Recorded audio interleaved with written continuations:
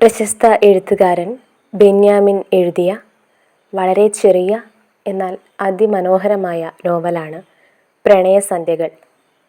ചെറിയ 10 അധ്യായങ്ങൾ മാത്രമാണ് ഈ നോവലിനുള്ളത്. നോവലിലേക്ക് കടക്കാം. പ്രണയസന്ധ്യകൾ. ഒരു ഈറ്റുനോവിൻ്റെ സ്വപ്നം ഇപ്രാവശ്യവും എനിക്ക് നഷ്ടപ്പെട്ടു എന്ന് ഇന്നലെ മനസ്സിലായി. അടുത്ത കണ്ടുമുട്ടലിൽ ഞാൻ നിന്റെ കിടക്കയിൽ തപസ്സിരിക്കും. നിന്റെ ബീജം വയറ്റിൽ വളരുന്ന മർമ്മരം, അതിൻ്റെ ഓർമ്മ തന്നെ എന്നെ കൊതിപ്പിക്കുന്നു. അവളുടെ പിശുക്കില്ലാത്ത അക്ഷരപ്രവാഹത്തിനിടയിൽ നിന്നും എൻ്റെ നിരീക്ഷണബാധ പിടിച്ച കണ്ണുകൾ ഒരു സ്വപ്നജീവിയുടെ സങ്കല്പങ്ങൾ വേർതിരിച്ചറിയാൻ ശ്രമിച്ചു.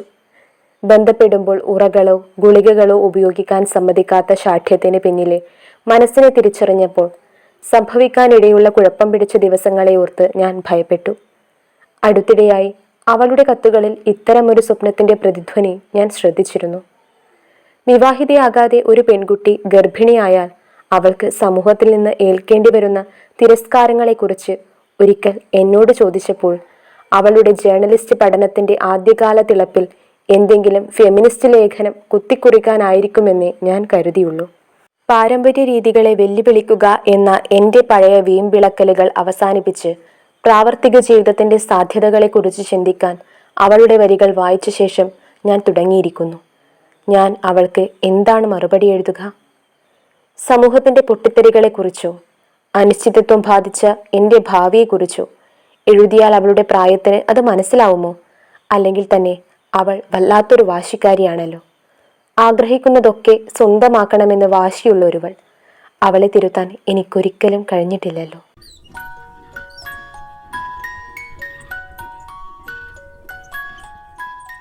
പണ്ടൊക്കെ അവളുടെ കത്തുകളിൽ മുഴുവൻ ഗ്രാമത്തിൽ അരഞ്ഞാണമായ പുഴയെക്കുറിച്ചുള്ള സ്വപ്നങ്ങളായിരുന്നു. പുഴ അവളെ എന്നും കൊതിപ്പിച്ചിരുന്നു. ബാല്യത്തിലെ ഓർമ്മകൾ തിരഞ്ഞുപിടിച്ചാൽ അവിടെ കാണാം അവൾ കൽപ്പടവുകളിലിരുന്ന് പുഴയുടെ തണുപ്പിലേക്ക് കാലുകൾ മുക്കി പാദസ്വരം കിലുക്കി പൊട്ടിച്ചിരിച്ച് രസിക്കുന്നത്. ഞാൻ അകലത്തായപ്പോൾ അവൾ എനിക്ക് പുഴയുടെ സൗന്ദര്യത്തെക്കുറിച്ച് ഭാവങ്ങളെക്കുറിച്ച് ഒക്കെ എഴുതി തുടങ്ങി. പൊട്ടിച്ചിരിക്കുന്ന പുഴ, ഗർജിക്കുന്ന പുഴ, നാണം കുണുങ്ങി ഒഴുകുന്ന പുഴ, വേനൽക്കാലത്ത് ചേരയെ പോലെ ഇഴയുന്ന പുഴ, വർഷകാലത്തെ സംഹാരരുദ്രയായ പുഴ എന്നിങ്ങനെ എല്ലാ കത്തുകളിലും പുഴയുടെ ഓരോ ഭാവങ്ങൾ അവൾ വിവരിച്ചിരുന്നു. അത് നാട്ടിലെ നിഷ്കളങ്കമായ കാലമായിരുന്നു. പിന്നെ എപ്പോഴോ അവൾ ആ സ്വപ്നം ഉപേക്ഷിച്ചു. ഹോസ്റ്റലിൽ എത്തി. ആദ്യത്തെ കുറേ വരണ്ട ഇടവേളകൾക്കു ശേഷം അവൾ രാത്രിയെപ്പറ്റി എഴുതി തുടങ്ങി. രാത്രി ഇരുട്ട് കണ്ണിൽ കുത്തിക്കയറും. അപ്പോൾ ഇമകൾ കൂട്ടിയടച്ചാൽ അവയുടെ ചുമപ്പിൽ സ്വപ്നം കാണാനുള്ള അവസരമുണ്ട്. ഞാൻ സ്വപ്നം കാണുന്നു. പിന്നെ ഒളിഞ്ഞ് ഇരുട്ടിനെ കാണുന്നു. കണ്ണടച്ചിരുന്ന് നമുക്ക് എത്ര ദുരന്തങ്ങൾ വേണമെങ്കിലും വെറുതെ സ്വപ്നം കാണാം. പക്ഷേ അവ യാഥാർത്ഥ്യങ്ങളായി നമുക്ക് ചുറ്റും പരക്കുമ്പോഴാണ് അവയുടെ തീവ്രത നമുക്ക് ബോധ്യമാവുന്നത്. എന്നിങ്ങനെ ആശയങ്ങൾ കൊള്ളിച്ച് അവളുടെ കത്തുകൾ നീണ്ടുപോയിട്ടുണ്ട്. പിന്നെ എപ്പോഴാണാവോ അവളുടെ ഉള്ളിൽ അപകടകരമായ ചില സാധ്യതകൾ രൂപം കൊണ്ടത്? അത് മറ്റാരുടെയെങ്കിലും പ്രേരണയാണെന്ന് ഞാൻ കരുതുന്നില്ല. ആരെയും അനുകരിക്കാനും അവൾ ഒരിക്കലും ഇഷ്ടപ്പെട്ടിരുന്നില്ല. അവളുടെ സ്വന്തം തീരുമാനത്തിലായിരിക്കണം. അവളുടെ ചില തീരുമാനങ്ങളെ ഒരിക്കലും എതിർത്ത് തോൽപ്പിക്കാനാവില്ലെന്ന എൻ്റെ മുൻപരിചയം എന്നെ ശരിക്കും ഭയപ്പെടുത്തുന്നു. എനിക്കറിയാം അവൾ തികച്ചും വ്യത്യസ്തയായ ഒരു പെൺകുട്ടിയാണെന്ന്.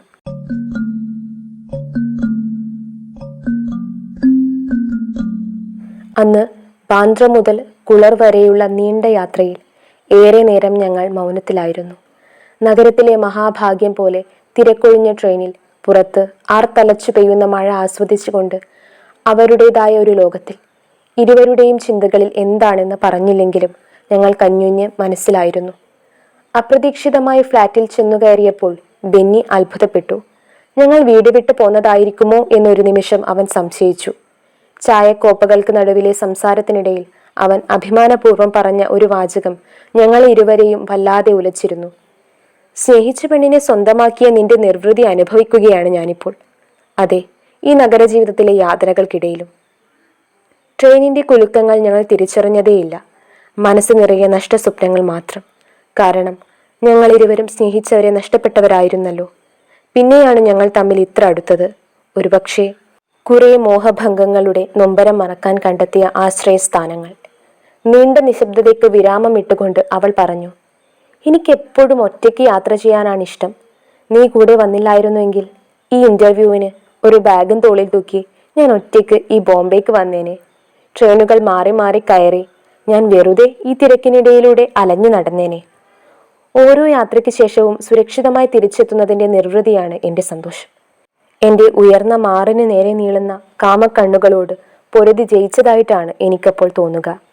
സുനിൽ, നിന്നെപ്പറ്റി വെറുതെ സ്വപ്നം കണ്ടിരിക്കാൻ ഞാൻ ഇഷ്ടപ്പെടുന്നു. ഒറ്റയ്ക്കുള്ള യാത്ര എപ്പോഴും സ്വപ്നം കാണാനുള്ള നീണ്ട അവസരം ഒരുക്കുന്നു.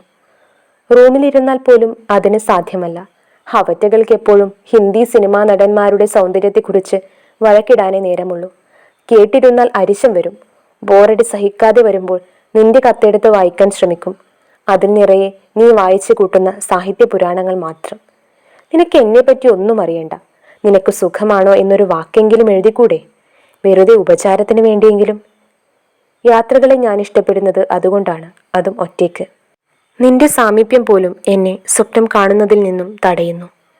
ജീവിതത്തിൻ്റെ യാഥാർത്ഥ്യങ്ങളെക്കാളേറെ ഞാനിപ്പോൾ സ്വപ്നങ്ങളുടെ നിറങ്ങളെ സ്നേഹിക്കുന്നത് പോലെ. ഞങ്ങൾക്ക് മാത്രമായി വീണുകെട്ടിയ ഒരു വൈകുന്നേരത്ത് കടൽക്കരയിലെ കാലുകൾ പുതഞ്ഞു പോകുന്ന പൂഴിയിലൂടെ കഥകൾ പറഞ്ഞു നടക്കുമ്പോൾ ആകാശത്ത് അപ്രതീക്ഷിതമായി മഴമേഘങ്ങൾ ഉരുണ്ടുകൂടുന്നുണ്ടായിരുന്നു. ഏറെ വൈകാതെ മഴ ഇരമ്പിയെത്തുമ്പോൾ എഴുന്നേറ്റില്ല, വെറുതെ കണ്ണിലേക്ക് നോക്കിയിരുന്നു. അവളുടെ മനോഹരമായ കണ്ണുകൾ എന്നെ വല്ലാതെ കൊതിപ്പിച്ചിരിക്കുന്നു. ഇടയ്ക്ക് അവൾ ചോദിച്ചു, നിനക്ക് ഭ്രാന്തുണ്ടോ സുനിൽ? വെറുതെ. ഉണ്ട്, എനിക്ക് നല്ല ഭ്രാന്തുണ്ട്, ഞാൻ മറുപടി പറഞ്ഞു. നിന്റെ സാമീപ്യം കൊതിക്കുന്ന ഭ്രാന്ത്, മഴ നനഞ്ഞ നിന്റെ മണം ആസ്വദിക്കുന്ന ഭ്രാന്ത്. പിന്നെ ഞങ്ങൾ മഴയുടെ ഗൗരവത്തെപ്പറ്റി ചിന്തിച്ചതേയില്ല. തോളിലൂടെ കൈയിട്ട് ഇറുകെ പുണർന്ന് ചേർത്ത് പിടിച്ച് നടന്നു, അവളുടെ മണം ആസ്വദിച്ചു കൊണ്ട് തന്നെ. അന്ന് കടലും വല്ലാതെ കോപിച്ചിരുന്നു. വളർന്നു വളരുന്ന ഇരുട്ടിൽ ലൈറ്റ് ഹൗസിൽ നിന്ന് വീശിയടിക്കുന്ന പ്രകാശം മാത്രം ഇടയ്ക്കിടെ ഞങ്ങളുടെ മേൽ പതിച്ചിരുന്നു. ആ മഴയിലൂടെ ഭ്രാന്തന്മാരെ പോലെ ഞങ്ങൾ ഹോസ്റ്റൽ വരെ നടന്നു. പിന്നെ രാത്രി ഏറെ വൈകി മഴ നനഞ്ഞ് എത്തിയതിന് വാർഡൻ അവളെ ശാസിച്ചു എന്നറിഞ്ഞു. അവൾ പറഞ്ഞു, ആ ശാസനകൾക്ക് മുകളിലായിരുന്ന ആ സന്ധ്യയുടെ മനോഹാരിത, ചേർന്ന് നടക്കുന്ന അതിലെ സുഖം. നിന്റെ ഭ്രാന്ത് സുന്ദരൻ ഭ്രാന്താണ് സുനിൽ. ഇനിയും എനിക്ക് അത്തരം ഒത്തിരി ഭ്രാന്തുകൾ തരൂ. അതെ, അതൊക്കെ നല്ല സന്ധ്യകളായിരുന്നു, നല്ല ഭ്രാന്തുകളായിരുന്നു. പക്ഷേ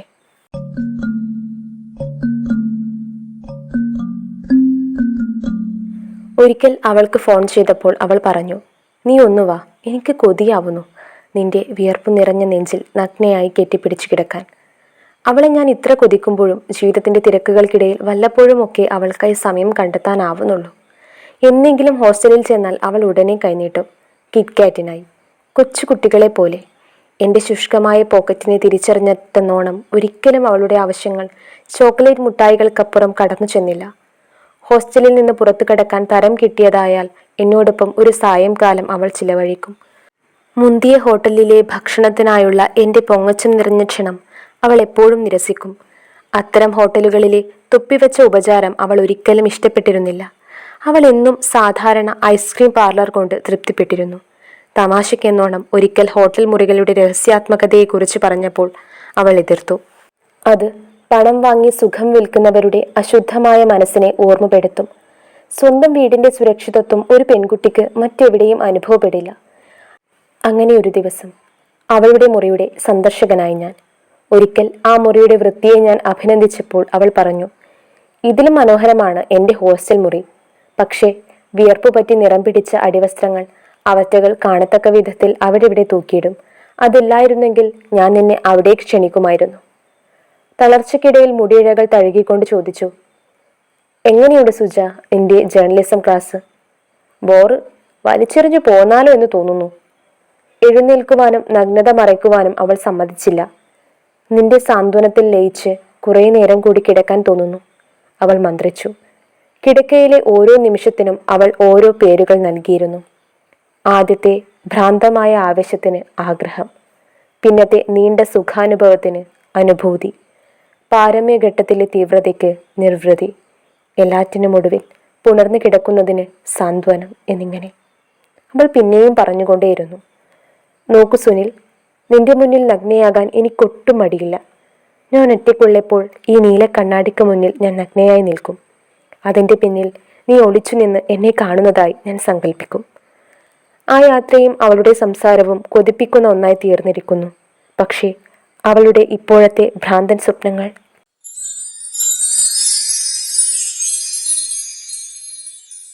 ഒരു ദിവസം അവൾ എൻ്റെ വീട് സന്ദർശിച്ചു. അപരിചിതത്വത്തിൻ്റെ പതർച്ചയില്ലാതെ ഓരോ മുറികളിലൂടെയും അവൾ സ്വാതന്ത്ര്യത്തോടെ സഞ്ചരിച്ചു. ഓരോ മുറികളിലെയും വസ്തുക്കളുടെ സ്ഥാനം പോലും അവൾ നിർദ്ദേശിച്ചു. എൻ്റെ കിടക്കയിലെ ചുളിവുകളെ അവൾ ശാസിച്ചു. പുസ്തക ഷെൽഫുകളെ ക്രമത്തിലാക്കി. കിടക്കയിലെയും മൂലകളിലെയും വൃത്തിയെപ്പറ്റി അവൾ സംസാരിച്ചു.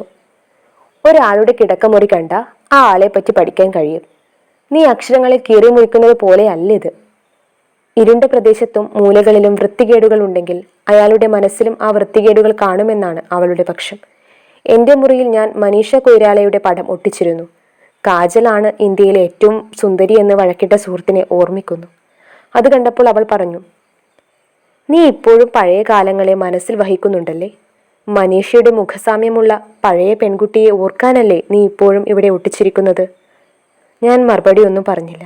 ആയിരിക്കാം. ഇന്നലകളെ അത്ര വേഗം പിഴുതു കളയാൻ കഴിയുമോ? എല്ലാം നഷ്ടപ്പെട്ടു എന്നറിയുമ്പോഴും പിന്നെയും മോഹിക്കുക, അത് ജീവിതത്തിൻ്റെ ഭാഗമാണ്. പ്രണയത്തിനായി തീവ്രമായി അലയുകയും കണ്ണീർ പൊഴിക്കുകയും ചെയ്ത ഒരു ഭൂതകാലം എനിക്കുണ്ടായിരുന്നു. ഒരിക്കൽ എറണാകുളത്ത് ചെന്നപ്പോൾ ഹരി ഉപദേശിച്ചു, നീ ഒരു പ്രണയത്തിനു വേണ്ടി ഇത്ര കരയരുത്.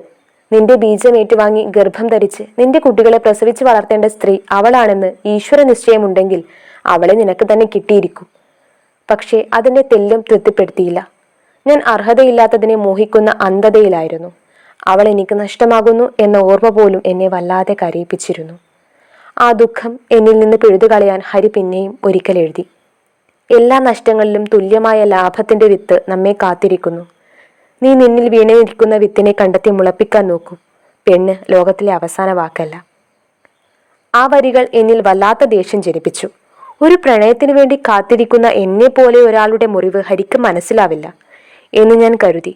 കടുത്ത ഭാഷയിൽ ഞാൻ മറുപടി എഴുതി, ഹരി, CA-കാരൻ്റെ മാത്തമാറ്റിക്കൽ പ്രണയസങ്കല്പം കൊള്ളാം.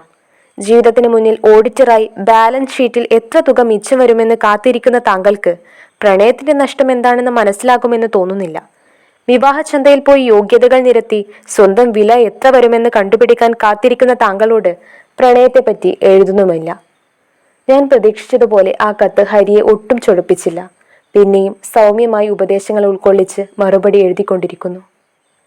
അവസാനം ആ സഹോദര തുല്യമായ ശാസനകൾ എനിക്ക് ഉപേക്ഷിക്കാൻ കഴിഞ്ഞില്ല. പിന്നെയാണ് ഞാൻ സുജാതയെ പ്രണയത്തിന്റെ നാൽക്കവലയിൽ കണ്ടുമുട്ടുന്നത്. എത്ര പഴയ പരിചയമാണ് ഞങ്ങൾ തമ്മിൽ. പാടവക്കത്ത് കൂടി കൈപിടിച്ച് ബാഗും തൂക്കി പ്രൈമറി ക്ലാസ്സുകളിലേക്ക് പോയിരുന്ന കാലം മുതൽ കല്ലു പെൻസിലുകൾക്ക് വേണ്ടിയും മഴത്തണ്ടുകൾക്ക് വേണ്ടിയും വഴക്കിട്ട ഒരു ബാല്യകാലം ഞങ്ങൾക്കുണ്ടായിരുന്നു. പിന്നെ എൻ്റെ ദുഃഖങ്ങൾ തിരിച്ചറിഞ്ഞ് ഒരു ദിവസം തമാശ രൂപത്തിൽ അവൾ പറഞ്ഞു, നിന്നെ ആരും പ്രണയിക്കുന്നില്ലെങ്കിൽ വേണ്ട, ഞാൻ പ്രണയിക്കാം. തമാശ പതിയെ ഗൗരവമാവുകയായിരുന്നു. ആദ്യമൊക്കെ രണ്ടുപേർക്കും സംശയമുണ്ടായിരുന്നു എത്രനാൾ തുടരുമെന്ന്.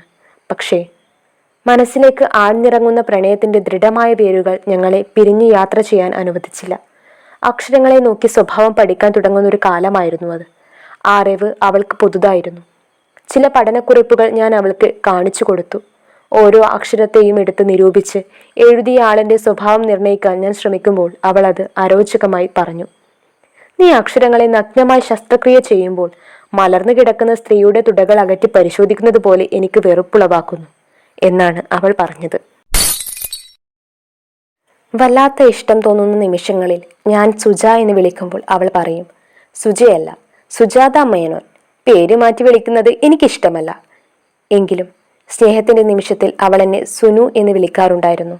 സംശയഗ്രസ്തമായ ഒരു നിമിഷത്തിൽ ഞാൻ അവളോട് ചോദിച്ചു, സത്യമായും എന്നു മുതലാണ് സുജ നീ എന്നെ സ്നേഹിക്കാൻ തുടങ്ങിയത്?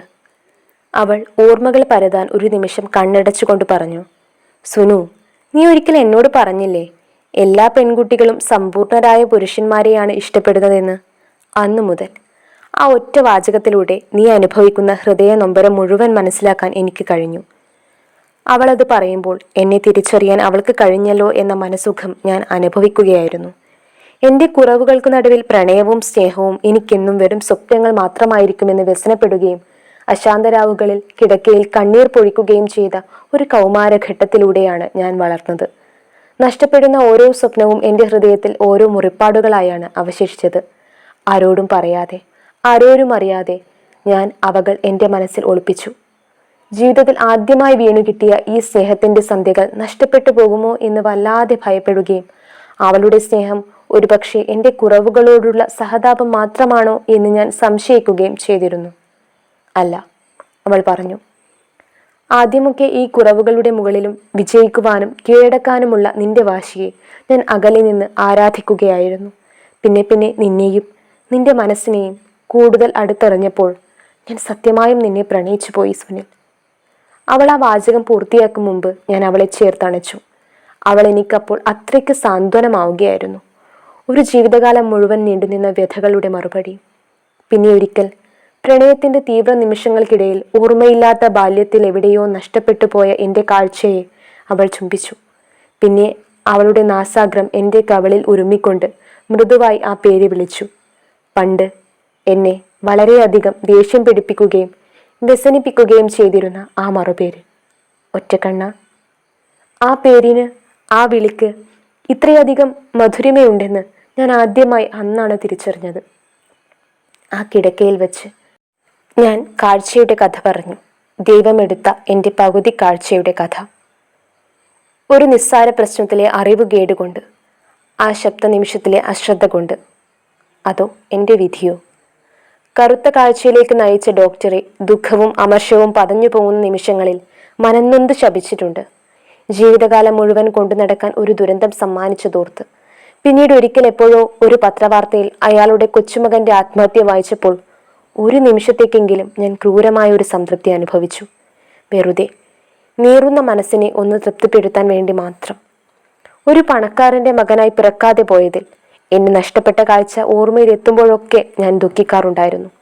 അനുഭവങ്ങളിൽ വല്ലാതെ നൊമ്പരം തോന്നിയ കഠിന നിമിഷത്തിലെപ്പോഴോ അമ്മയോട് അച്ഛനെ പറ്റി തിരക്കിയപ്പോൾ അവർ കണ്ണീരിൽ നിറയുന്നത് കണ്ടു. പിന്നെ ഒരിക്കലും ചോദിച്ചിട്ടില്ല. കേട്ടറിഞ്ഞ ചില കഥകളെ ഞാനും വിശ്വസിക്കുന്നു, അത്രമാത്രം. പക്ഷേ നേരിൽ കാണുമ്പോഴൊക്കെ സ്നേഹത്തോടെ ചേട്ടാ എന്ന് വിളിക്കാനുള്ള ഒരു വിശാല മനസ്സ് അയാളുടെ മകനുണ്ടായിരുന്നു. പൊതുസദസ്സിൽ പോലും ഒന്ന് പുഞ്ചിരിക്കാനുള്ള സൗമനസ്യം അവൻ്റെ സഹോദരിമാരും കാണിച്ചിരുന്നു. പക്ഷേ അയാൾ മാത്രം ഒരിക്കലും.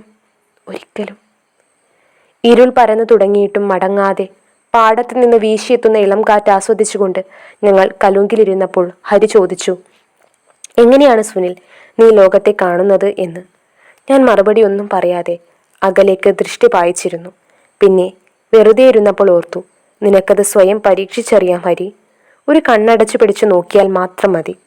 പക്ഷേ എനിക്ക് ഈ ജന്മത്തിൽ ഒരിക്കലും നിങ്ങൾ എങ്ങനെയാണ് ലോകത്തെ കാണുന്നതെന്ന് മനസ്സിലാക്കാനാവില്ലല്ലോ.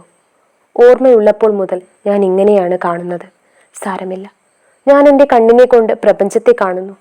ഇരുണ്ടുപോയ മറുകണ്ണുകൊണ്ട് എൻ്റെ അന്തരാത്മാവിനെ കാണുന്നു. ദൈവങ്ങളെ നന്ദി.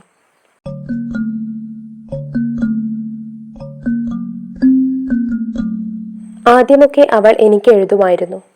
നിനക്ക് മാത്രമേ ഞാനിത്ര സ്വതന്ത്രമായി എഴുതുന്നുള്ളൂ. ആർക്കും സംശയത്തിന്റെ നോട്ടമില്ല.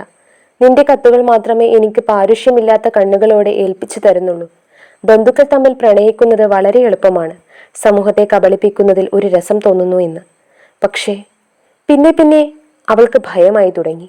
നിന്നെയും എന്നെയും ചേർത്ത് ആളുകൾ പല കഥകളും പറഞ്ഞു തുടങ്ങിയിരിക്കുന്നു. എനിക്ക് മടുത്തു. കഥകൾ കേട്ട് ഒരു ദിവസം നിന്നോടൊപ്പം ഒളിച്ചോടുമോ എന്ന് ഞാനിപ്പോൾ ഭയപ്പെടുന്നു. സമൂഹത്തിന്റെ പഴികളെ ഓർത്ത് ചിരിക്കാനാണ് എനിക്കന്ന് തോന്നിയത്. എനിക്കെന്നും എൻ്റെ സ്വന്തം തീരുമാനങ്ങൾ ഉണ്ടായിരുന്നു. അതിനെ മാത്രമേ അംഗീകരിച്ചിരുന്നുള്ളൂ. പക്ഷേ ഇപ്പോഴത്തെ അവളുടെ കത്തിന് എന്താണ് മറുപടി എഴുതേണ്ടത്? വൃദ്ധയായ അമ്മയെക്കുറിച്ച്, ജീർണിക്കുന്ന ഭവനത്തെക്കുറിച്ച്, തകരുന്ന സാമ്പത്തിക സ്ഥിതിയെപ്പറ്റി ഒന്നും അവൾക്ക് മനസ്സിലാവില്ല. അവളുടെ മനസ്സ് നിറയെ ഏറ്റുനോവിൻ്റെ സ്വപ്നമാണ്. അതിനെ ഓർമ്മപ്പെടുത്താതെ വേണമെങ്കിൽ ഒരു കത്തെഴുതാം.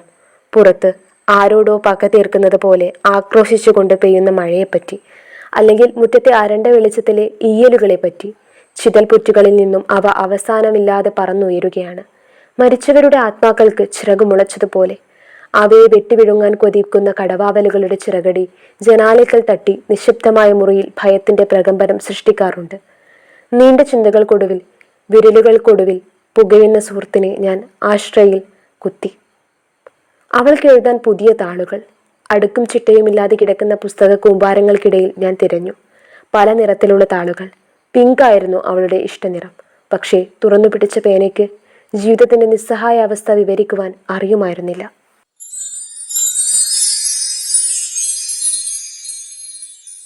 ഞാൻ മറുപടി അയച്ചെങ്കിലും ഏറെ ദിവസങ്ങൾക്ക് ശേഷം അവളുടെ കത്ത് വീണ്ടും വന്നിരിക്കുന്നു. നിന്റെ സ്നേഹവും നിസ്സഹായ അവസ്ഥയും എനിക്ക് തിരിച്ചറിയാൻ കഴിയുന്നുണ്ട്. നീ ജീവിതത്തിന് നീണ്ട വിശദീകരണങ്ങളും കാരണങ്ങളും തേടുകയാണെന്ന് എനിക്കറിയാം. നിന്റെ പ്രണയം മുറിച്ചു മുറിച്ചു നൽകുന്നത് ഞാൻ ഇഷ്ടപ്പെടുന്നില്ല. നിന്റെ ഉള്ളിലെ സ്നേഹം മുഴുവൻ എനിക്ക് ഒന്നിച്ചു വേണം. വെറും എപ്പിസോഡുകളാക്കി തീർക്കാനുള്ളതല്ല ജീവിതം. ബോറൻ സാഹിത്യ പ്രയോഗങ്ങളുള്ള നീണ്ട കത്തുകളല്ല ഞാൻ കൊതിക്കുന്നത്. പ്രണയത്തിന്റെ ലഘു വിവരണങ്ങൾ ആണ്. എന്റെ സ്വപ്നത്തെ പറ്റിയുള്ള നിന്റെ സമ്മതമാണ് എനിക്ക് വേണ്ടത്. നിന്റെ നിശബ്ദത എന്നെ വിഷമപ്പെടുത്തുന്നു. സ്നേഹപൂർവ്വം, സുജാത മേനോൻ. ആ താൾ എൻ്റെ മേശപ്പുറത്ത് കാറ്റിൽ പറന്ന് കളിക്കുന്നു. അതിലെ അക്ഷരങ്ങൾക്ക് ഇന്നലെയുടെ 100 ഭാവങ്ങൾ. അത് ചിലപ്പോൾ ചിരിച്ചു കാണിക്കുന്നു, ചിലപ്പോൾ കോപത്തോടെ മുഖം തിരിക്കുന്നു, പിന്നെ സ്നേഹത്തോടെ അടുത്തുകൂടുന്നു. എന്നെ കെട്ടിപ്പിടിക്കുകയും ചുംബിക്കുകയും ചെയ്യുന്നു. ഇടയ്ക്ക് പിണങ്ങി മുഖം വീർപ്പിച്ച് മാറിയിരിക്കുന്നു. ഒക്കെ നീയാണ്. ഓരോ അക്ഷരങ്ങളും നിന്റെ ഓരോ ഭാവങ്ങൾ. അവ നിന്നോടുള്ള എൻ്റെ സ്നേഹം കൂട്ടുന്നു. സുജ, നാം എന്തിനാണ് സ്നേഹിച്ചു തുടങ്ങിയത്? അറിയില്ല. എന്തായാലും ഒന്നറിയാം, നിന്റെ പണവും വീടും സൗന്ദര്യവും യോഗ്യതകളും ഒന്നും മോഹിച്ചല്ല. അതൊന്നും എനിക്കൊരിക്കലും മോഹിക്കാൻ അർഹതയില്ലെന്ന് ഉറപ്പിന്മേലാണ് ഞാൻ സ്നേഹിച്ചു തുടങ്ങിയത്. എനിക്ക് നിന്റെ സ്നേഹം വേണമായിരുന്നു. അതിനിപ്പോൾ ഞാൻ അർത്ഥം തേടുന്നില്ല.